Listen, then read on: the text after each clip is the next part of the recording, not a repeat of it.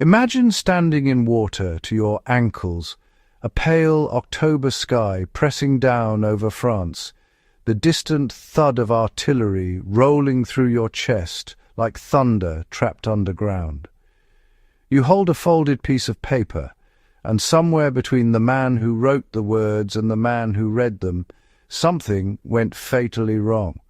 The First World War was not only a conflict of empires, it was a masterclass in the catastrophic cost of miscommunication, and in the extraordinary ingenuity of the men who survived it anyway. The trenches were not just where soldiers fought, they were where they learned to live and die by every decision made above them. The Western Front was over 25,000 miles of dug earth stretching from the English Channel to Switzerland. The smell alone was a shock no training prepared you for. Wet soil laced with cordite, unwashed bodies, the iron-sweet undercurrent of rot. Trenches were deliberately jagged.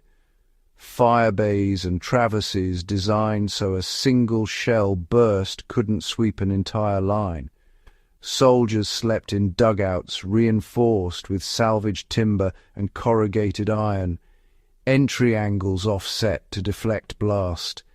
These men were miners, farmers, factory workers, and the front taught them structural survival logic that no school ever had.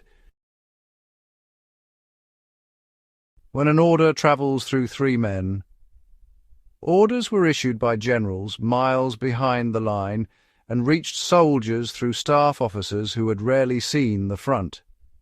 Telephone wire ran through the trenches, but artillery cut it within hours. Runners, young men who memorized messages on foot through open ground, became the nervous system of the entire war. A single ambiguous word in a written order could mean the difference between taking a ridge and losing a battalion. In the absence of reliable command, Fieldcraft filled the silenced listening posts in no man's land, hand signals passed along the trench, whispered landmarks exchanged at dawn. Feeding the body, filtering the water. Rations arrived cold and late. Bully beef and hardtack were the baseline. The soldiers who fared best, well, they foraged from ruined farm gardens and improvised smokeless cookers, a biscuit tin pierced with holes, burning a paste of earth and paraffin. Water was more desperate still. Shell craters pooled it, but that same water ran through the dead. Iodine tablets boiling, rain collected from canvas, clean water discipline separated the living from the lost. That truth is as old as Fieldcraft itself, and as relevant today as it was in 1917. Disappearing. Camouflage and concealment. A helmet reflecting morning light above a parapet cost lives. By 1915, Hessian cloth covers daubed in earth tones were standard. Snipers went further. Ghillie-style suits of cut grass and burlap, faces darkened with burnt cork, moving at the speed of the ground itself. Observation posts were hidden inside hollow fake tree trunks, cast in steel and installed at night. The principle underpins every bushcraft concealment technique taught today, from the debris hut that vanishes into the woodland floor to the hunter who moves only when the wind speaks.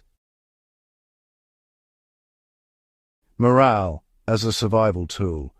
A man who had lost hope was already a casualty. Concert parties, card games, letters written every Sunday regardless of circumstance. The soldiers who maintained small rituals were the ones whose minds held together under pressure that broke others. They carved elaborate objects from shell casings, a craft tradition called trench art, expressing the human need to make beauty from destruction. Modern survival psychology would recognize this immediately. Routine creates cognitive structure when the environment offers none. What the mud remembers. The battles of the First World War were shaped by orders, but they were survived by Fieldcraft, by the man who knew how to build a shelter that wouldn't flood, the corporal who understood clean water, the sniper who had learned stillness long before the war found him. One wrong order changed the course of battles, but 1,000 right decisions, made low and quietly, held the line. The lessons of the Western Front are not relics. They are alive in the next storm, the next power cut, the next moment the systems we rely on fail us. That is the heart of Fieldcraft. That is why it endures.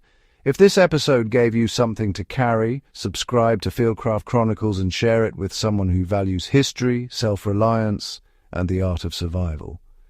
The next episode is already in the field.